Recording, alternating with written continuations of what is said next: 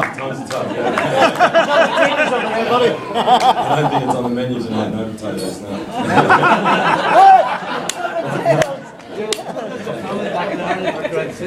No potatoes!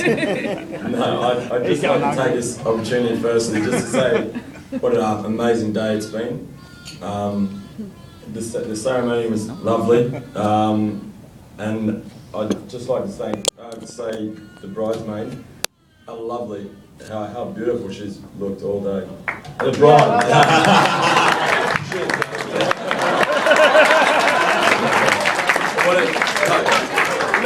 looked beautiful, hasn't she? The bride. And of course, all the bridesmaids. Yeah. Now he's on track.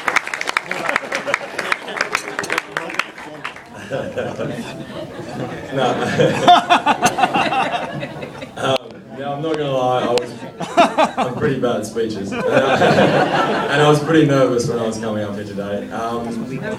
However, obviously it's confronting for one other bloke here, and I know he's had definitely a harder day, so that makes me feel a lot better. Seeing as I've had a lot of people tell me how maybe to get through the speech a bit better. A lot of people were saying maybe I should lay off the drink before I do the speech. So in saying so, I'm doing a speech right now. So I'd like to everyone can join me, and I'd like to say Slonche as well. Oh, good. Yeah, which means to good health and cheers. Christo, yeah. We'll bring everyone in. Cheers. Slonche. Right. So now that's started. Yeah, don't worry, Andy. Now we're on the subject of drinking though. It brings me to how this lovely couple met. Now. That's why I done all that shit. It's probably the one of the only times that Matt was happy he was working at the bottle shop actually. I think their first discussion was maybe over what drinks Amy wanted that night, something like that. As a good employee, I believe Matt walked over to Amy and tried to give her some good customer service, yeah? Being the gentleman that he is, yeah? Offering friendly advice and recommendations, yeah? He then left her to her decisions. Meanwhile, Matt quickly ran behind the biggest pallet of beer he could find because he'd realised that he was already quite smitten over this lovely lady. By the time he'd left the shop, there was we were never going to hear the end of it. He described at the stage we used to describe girls that we liked as nice. And She's very nice. yes, she is. And I haven't heard it about any other girl since. So there you go. That means something.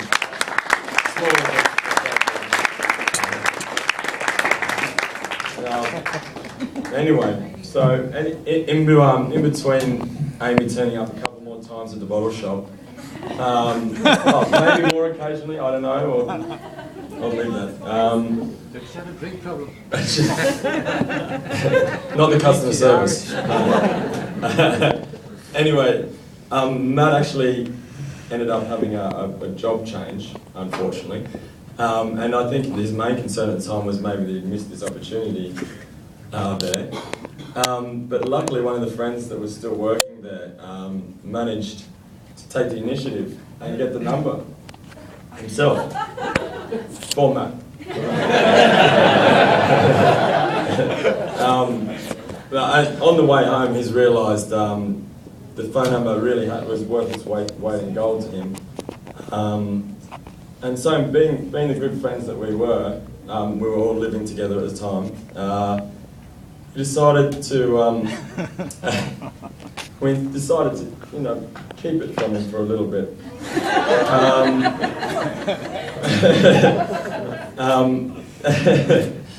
So for the rest of the week, our living conditions actually improved tenfold, as we then had Matt here as our live-in butler,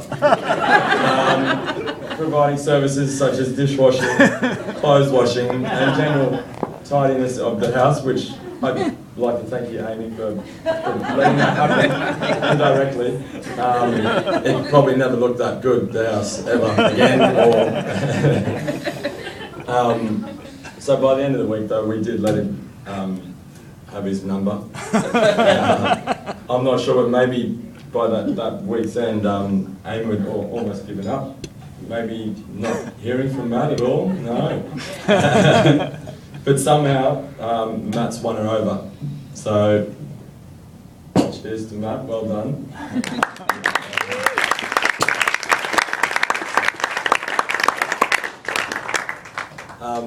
Since I've met Matt at high school, I think everyone over there from school as well would know him as a lovable, big, and very, very hairy character. But as you can see, things have slightly changed since we first met. A little bit thin, but he's thinned out in a lot of other areas, which I'll commend him for as well. Is he waxed? Because he waxed. Well. He should do. Did you wax that? He has today. No, but to me, Matt's been my best mate and loyal friend, as he's always there for support whenever you want it. Appreciate that. Yeah, good to hear that. Yeah. Well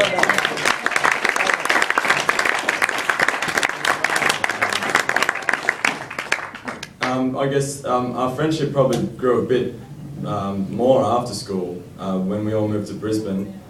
Lots of us came with many goals and inspirations. Matt had many goals. We'll probably just say he wasn't quite sure which one to pick at the time, so his direction wasn't. Yeah, it was varied. Wasn't quite sure yet, we'll say.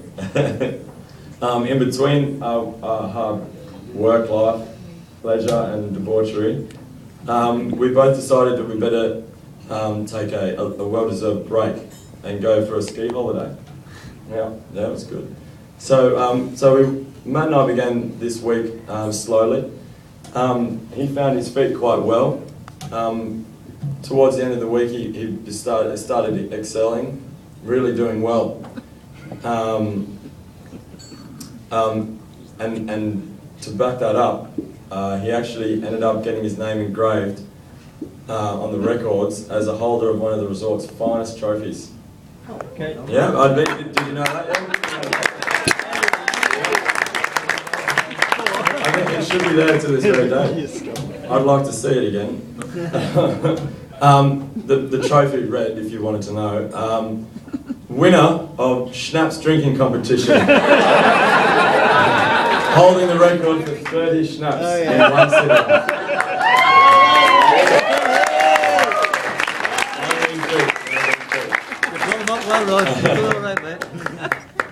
So it's very hard for some to remember that night, I would imagine. I was lucky enough to be one of the ones that witnessed it, and unfortunately I also witnessed what happened in a very clean hotel room after that. Putting all that aside, in some ways, it's an excellent demonstration, I think, of Matt's very good qualities. Commitment, persistence, and he's a very hard worker. Maybe the competition selection for him was not quite right. I think Amy. Well, Matt, you've got beautiful Amy here to really help you with that. She's loving and caring, and I think you two will, go in the right direction. Yeah, I think so. Together. Yeah.